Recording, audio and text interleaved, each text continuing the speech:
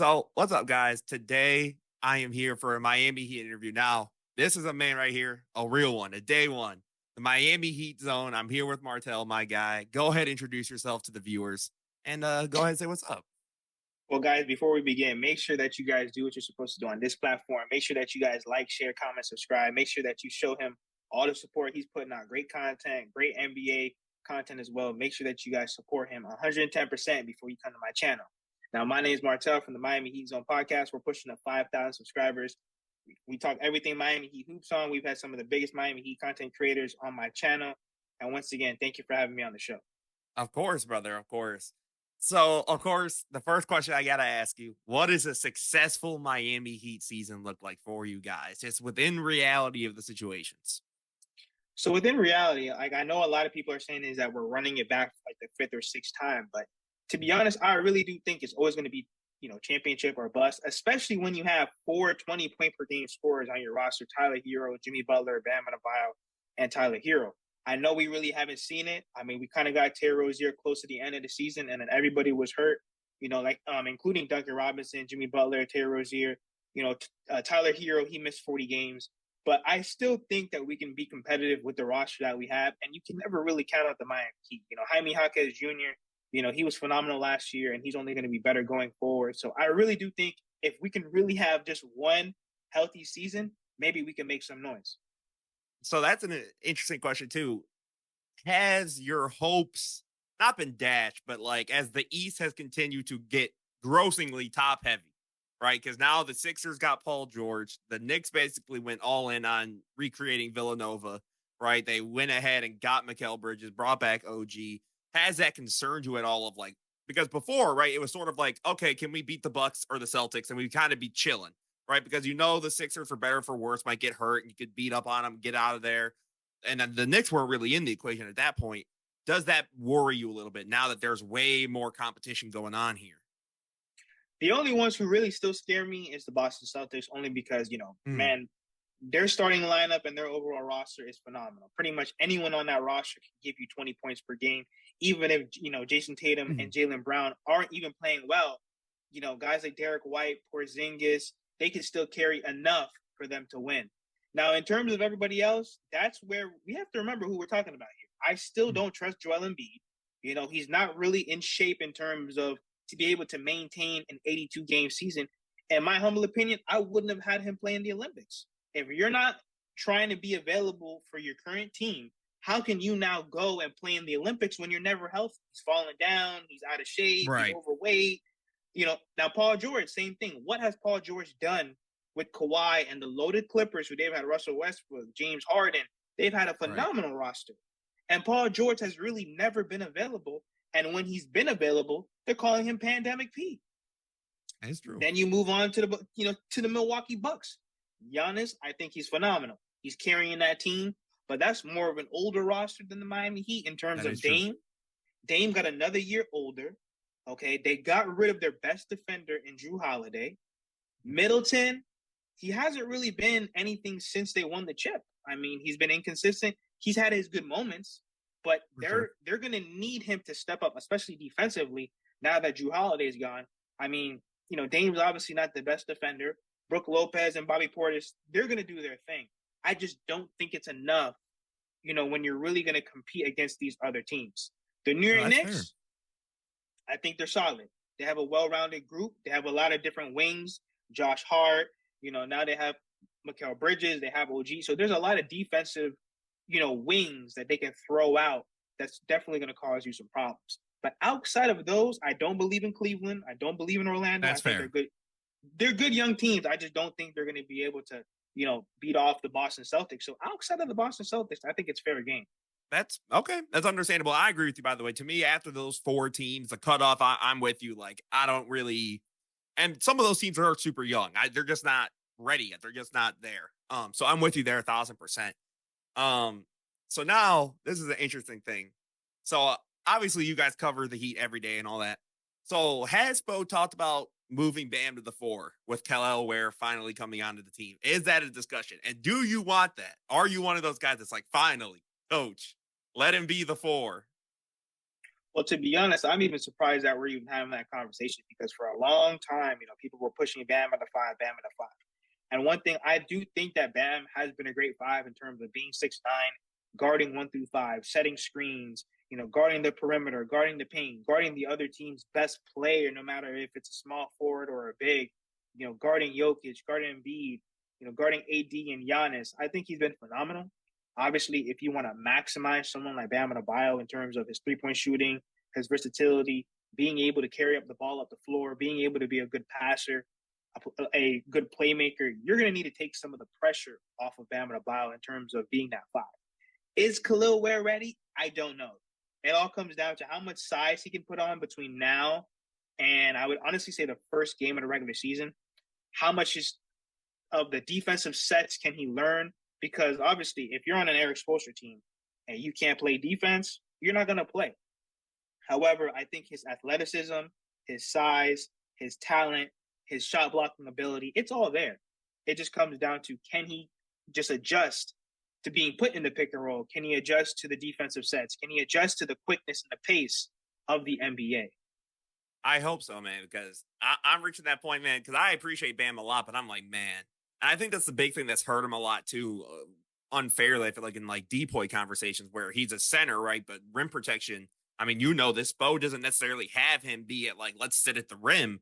It's have Bam come out and meet people and sort of try and play it that way. But I really hope that if he does get to the four, maybe then voters will finally give him that recognition in that award. That's my big hope too. I mean, obviously, I don't know how long that's going to last because now Wemby's around and Wemby's just going to be disgusting for. Yeah, it's disgusting. But you don't think he should have won DPOY any of these years, especially when think about it. Not only are they taking Rudy Gobert out of the playoffs, like there's some pivotal moments. They've been doing that since the Utah days, to where moments throughout the playoffs, they just did it in the Olympics. They're taking him out of the lineup and cutting his minutes because of the lack of defense or because of the switching or because of the pick and roll. So to me, defense is more than just blocking shots. It's guarding your yard. It's actually team defense because think about it. Without Bam and Miami, he don't have any defense whatsoever. And also, too, we have to remember this. We had an out-of-shape and overweight Kyle Lowry. We had Tyler Hero, who's missing 40 games. We're having Jimmy Butler, who's in and out of the lineup. And we're having a 6'5" power forward in Caleb Martin or Haywood Highsmith. We don't really have a good backup five in terms of we were dealing with Dedmon, Cody Zeller, and all these other guys. And Bam is anchoring a top 5 or a top 10 defense throughout these past few years. What more could you really want? He's averaging 20 and 10. He's an Olympian. I mean, I agree. I'm with you. I mean, I honestly, and now it was like midway or the beginning of last year, I had him as my depoy. And then I think what messed him up, at least last year, was he did get hurt and then he missed that stretch. And then at that point, you guys were all just trying to, at least stay together. Forget like playing, like you were trying to get a lineup out there because that was getting crazy.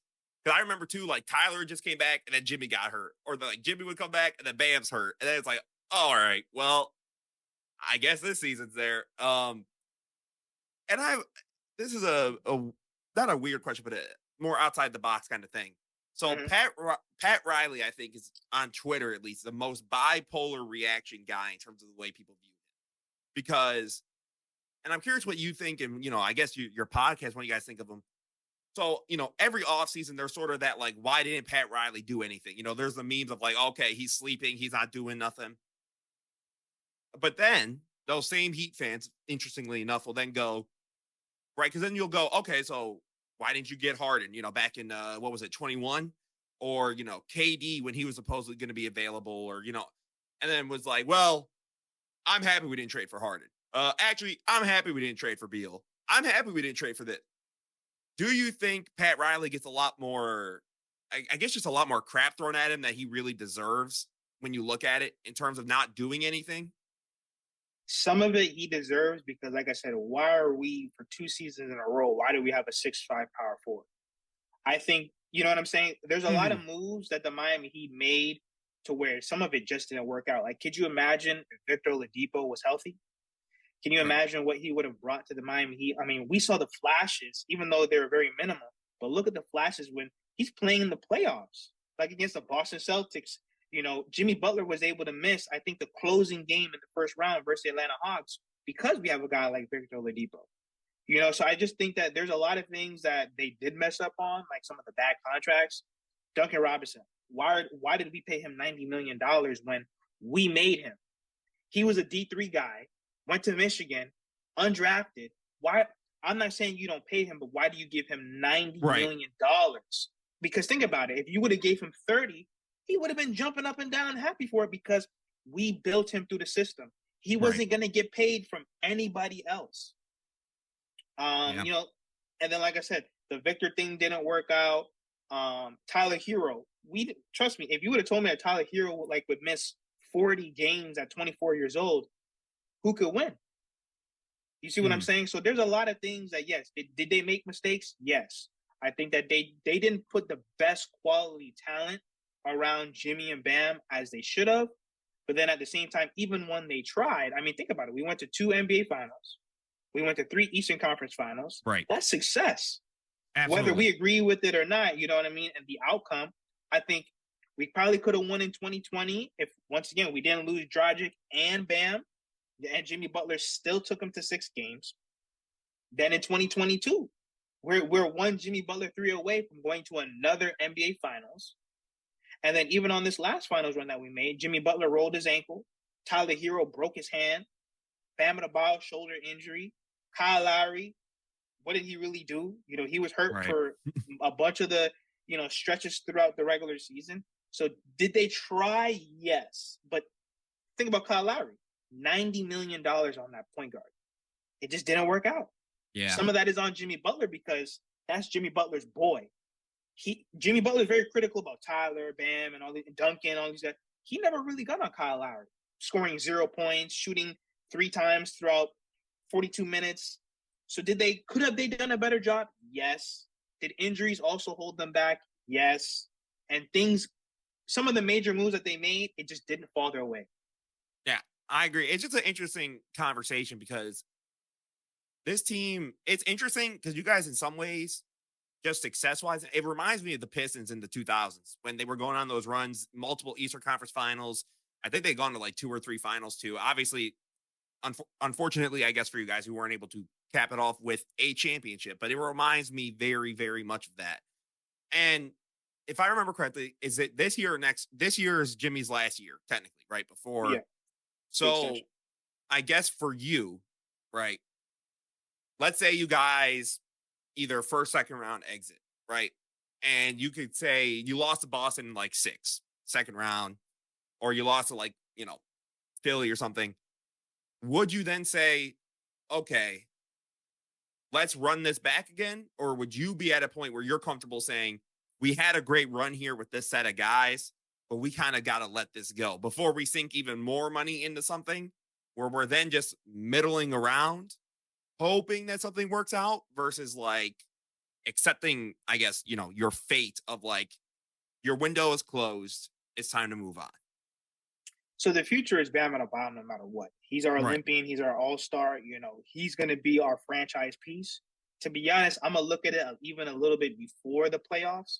If we're not a top 5 seed, I think you trade Jimmy Butler only because you cannot afford for Jimmy Butler to walk out the door for nothing. Right. And it's kind of hard to do sign-in trades, especially when, guys like Jimmy Butler and Paul George and all these guys, they're commanding $200 million. So it's very hard now to grab other players from wherever you're going to trade him to make the salary work for a sign and trade. So to be honest, if we're not a top 5 team, if we're not playing well, if we have a complete injury-ridden season, I am trading Jimmy Butler before the trade deadline because I think with the Miami Heat have a great young core. Are we going to win, next year or the next 2 years? No, but I still think with Jimmy, you got Tyler, Jaime, Jovic, KEL'EL WARE, Keshad Johnson, Khalil Larson. You still have a good young core to where, let's say that you trade Jimmy Butler to Golden State, you can get a Kuminga or you can get some other young pieces along with some draft capital because if Mikal Bridges went for 5 first-round picks, you're telling me Jimmy can't go for 3? A proven playoff player? You know what I mean? A proven playoff player. So to be honest, I'm kind of looking at it a little bit earlier because sometimes you got to make that move before it crumbles. I don't want to lose Jimmy Butler for nothing. And I think that's one of the huge problems with the Miami Heat. They let Caleb Martin walk out the door. We made him. They made Max Strus walk out the door. We made him. Gabe Vincent walk out the door. We made him. And they're not getting compensation in return. No, yeah, I can definitely see that. I think that's the only issue, my biggest issue with the guys in organizations sometimes. The whole ride it out, let's be patient thing. I think obviously sometimes, right, it pays its dues, like it works, and other times, right, like you talked about, you definitely the only guy that's since left you guys and has even looked like a semblance of what he was before is Max Strus. If I remember, Yeah, with Cleveland, he's the only dude that's true. that's looked like a semblance of what he was in Miami, like playing competent basketball, getting good minutes rotation, and like I'm with you, man. It's so hard to see because again, like it's one of those things because being a Bulls fan, like I love Jimmy, so like Oh Jimmy Lord. is my guy. Yeah, I know, Yeah. bro. I know. That's a whole different Your conversation. franchise, man. That franchise has been shooting itself in the foot. They let Yeah. Caruso just walk out the We door. don't talk about that, bro. We It's don't talk about man. that, bro. That trade hurt my bro. I thought I got trolled on Twitter. Someone showed me that. My buddy on Discord, he's like, "How do you feel about the trade?" I was like, "What trade?" I see it. So what? Oh my, dude, I can't even. That was the But you know worst. what's crazy though? There's even some NBA players. A lot of teams don't really want to win like that. And then No, also to management. If you do not have a good organization, like I know that we throw around like the Miami have like one of the best organizations. Have they made mistakes? Yes. But your organization and how they manage asset management, that's another thing that also harmed the Miami Heat. They right, got rid of a lot of first round picks to get off contracts. You know, they made a lot of bad deals and they had to attach picks to get out of those deals. So asset management is one of the biggest things because asset management, it doesn't just help you to get assets, but it helps you in the future when you're trying to leverage right, contracts and leverage picks and get players because the Miami Heat were always in the running for guys like Dame and all these, but we don't have the first round pick capital where teams, they're just throwing around 4 and 5 first round picks right. like it's 1 or 2 picks. You know what I mean? No, absolutely. I agree that that's the other big issue, and that's why I push back sometimes where people are like, "Oh, Pat Riley doesn't do anything." It's like, well, unfortunately, at some point, it's like, well, what literally can he do? Like, he can't give them the 4 first round picks that Milwaukee gave. He can't give them however many pick swaps that others like. They don't have it. Um, I will say, is there a player on the Heat right now that you're like, guys, you got to keep an eye out for this guy. He could be something like real nice, real special. Is there someone there for you? Terry Rozier and Jaime Jaquez Jr. Those are the two that, I mean, of Mhm. course, Tyler Hero for me as well. Those three guys. And I only say that because Tyler Hero has to find his place. So what I mean by that is we know what Jimmy and Bam can do. Mhm. But Tyler Hero, even though he shot himself in the foot when he said this, how he's in the same conversation as Luka, Trey, and Ja, obviously he's not at that level. But in terms of being a 20-point per game scorer, former six man, how could he find himself in the flow of this offense to where it makes sense? Terry Rozier, he's quick, he has the handle, he can create rim pressure. We saw what he was doing with the Charlotte Hornets, even though it did not lead to winning. But you saw his overall scoring, his overall versatility, what he can bring on the offensive end.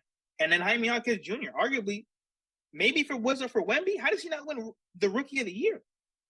I think Mhm. Jaime, I mean, like the fact that he had multiple 30-point games, he had 30 points against the Philadelphia 76ers on Christmas. He played about 72 games, straight warrior. So Tyler Hero, he's going to have to find his place this season. Can he be healthy? Can he not miss 40 games? Then you also have Terry Rozier. We gave a first round pick for him, and then all of a sudden now, his neck, and then, he's not showing up in the playoffs. And then same thing with Jaime Jaquez Jr. What can he do in year two? Okay. So, how do you feel about guys like Nikola Jovic? Because there's a Miami Heat fan buddy of mine, and he loves Nikola Jovic, and me and all my friends don't quite get it. We don't quite. Okay, I'm glad it's not just. I'm not the biggest fan. Is he going to be consistent enough? Because when you look at his career, he's going into his third season, I believe. But he's only played like 70 games. So yes, he's young. He is young, but we haven't been able to really see what he can do. I think the talent is there, but I'm on board with you. If he does not show me what he can do this year, I think we might have to move off on him. He's only, I think, maybe 20, 21 years old, and sometimes you have to wait for players to develop because what the Miami Heat have been able to do with the added size and just being able to play over in Serbia, over the Olympics, that's experience. and he really hasn't had that many NBA games under his belt. Spo kind of had him in the corner for a little bit longer than I would have liked, but I'm going to need him to be a better rebounder at 6'11", and I'm going to need him to be more of a knockdown shooter at that three-point line. Now, are the Miami Heat playing to his strengths? Yes and no. Because when he was in Europe, he had the ball in his hands. He was like a point guard. Right now, they want him to play the four because he's probably the second tallest outside of KEL'EL Ware on this team next to Bam. Yep. So are they using him right? Yes and no. And are we really going into his strengths in terms of putting the ball in his hands, being a playmaker, doing those things? We're not really doing that. But still no excuse. 6'11", grab those rebounds, play defense, and knock down those shots. And I kind of want to see him just be more involved on the offensive end. This Miami Heat team scoring 85 points in 2024. It can't happen. Scoring 90 points in 2024. He has to be able to give us a little bit more on the offensive end. No, absolutely. So I'm curious, are you a believer that Rozier and Hero can play at the same time? I know some people are like, oh, well, they didn't really get to play because, again, Hero would come in and then when they play, one of them gets hurt and then it's back to the other guy kind of just being the main guard. And then, are you a believer in it, or are you one of those like, hey, like one of you got to come off the bench? And if so, who are you leaning towards to be like, hey, man, we love you at the six man? No. With what I've seen, if it was me, Tyler Hero's coming off that bench because that's where we've seen him with the most success. I don't know why he takes that as such a knock. I know a lot of people will say, well, once you become a six-man type player, that's all that you can ever be. Not necessarily, because everybody across the NBA is getting paid crazy money. KCP, he's like one of the ultimate, role players. He got a lot of money to go to play with the Orlando Magic. Bruce Brown, he got a lot of money to go play with the Pacers. So there's a lot of different people that's getting money. It just comes down to, can you ball and can you fit a system? If it's me, my starting lineup is Terry, Duncan, Jimmy, Jovic, Bam. KEL'EL Ware will fit him in maybe midway through the season to see how he looks next to Bam. Right. And then Tyler Hero's coming off that bench. Now, they're not going to do that. But that's where it comes down to Spo. To me, Spo's the best coach in the NBA. He needs to figure out a way, and if I have one knock for Spo, it's on the offensive end. Everything else he does pretty well. The offensive end is where he struggles in terms of how come we have Jimmy, Bam, Tyler, and Terry, and we can't make it work? Yeah, that's always been your big issue, especially it's more so the facilitating, because I feel like the one issue is with you guys from what I see when I watch it is it's interesting because you have three capable passer playmaker kind of guys. Like, I think Hero is a decent passer playmaker. I think he kind of gets a little disrespected in that way from people. I don't think he's anything crazy, but I don't think he's like, dribbling the air out of the ball and not looking to move. He could definitely facilitate. You have Jimmy, who's a good passer, good playmaker. And then obviously you have Bam. The issue is I feel like Spo sort of just goes, okay, so one of you three do something and everybody else is kind of hope you could get somewhere where it works out. Versus like, let's try and keep each other involved in a different kind of way. It always feels like you kind of run that like ISO ball. It kind of reminds me of the earlier Celtics when they had just Tatum and Brown. It would just become one of them hold the ball and hopefully it works out for the other guy. And that's where I think your issue runs into place. And I think that's part of the reason you went for Kyle Lowry is that you were hoping like, hey, Kyle can do it. Like, this is our creator for others. I just sort of hope, I don't know if Spo's going to be able to, right? Because you've talked about it. Offense has always sort of been his weakest point as a coach. Do you think Terry Rozier is a good enough facilitator for the team?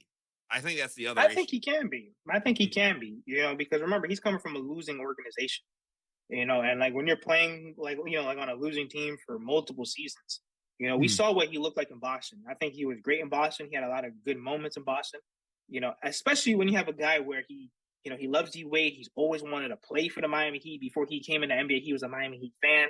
That means that when he comes in, he's going to be bought in, whether that's coming off the bench, whether it's starting. I think that's not the question. It's just that how can we get Jimmy, Bam, Tyler, and Terry's points to transition into the box score? How is this team going to be successful? Obviously, that comes with sacrifice. There's no way that you're going to have a team with Terry, Tyler, Duncan, Jimmy, Bam, Jaime, and, no one's going to at least take less shots, or maybe you might play some more defense depending on matchups, somebody's going to have to sacrifice. Somebody's going to have to put their ego to the side. Everyone's already paid. Okay, Tyler's making 120 million. Everyone's getting paid. So let's put the ego aside. I know that Tyler's going to say, well, why is it always me? He's going to say, why is it always? Guess what? Jimmy and Bam has been doing everything that they possibly can. They've been, pretty much Right. healthy as is terms of taking us to the finals, and they've been available. The next man is going to be Tyler Hero if he's supposed to go to the bench, but I don't see that happen.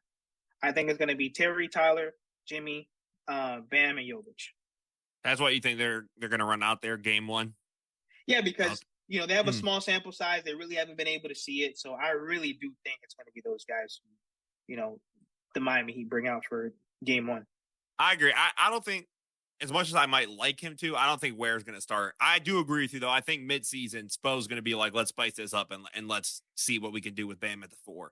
Because I'm assuming they're going to play together anyways, because, like, if there's anyone you could have help learn a defense or whatever by your side, and, it's definitely, you're going to see a lot of Bam and Ware, combo minutes. I'm actually happy you got him. At first I was a little shocked. I was like, oh my God, like that's like perfect for you guys, like an actual big, Absolutely.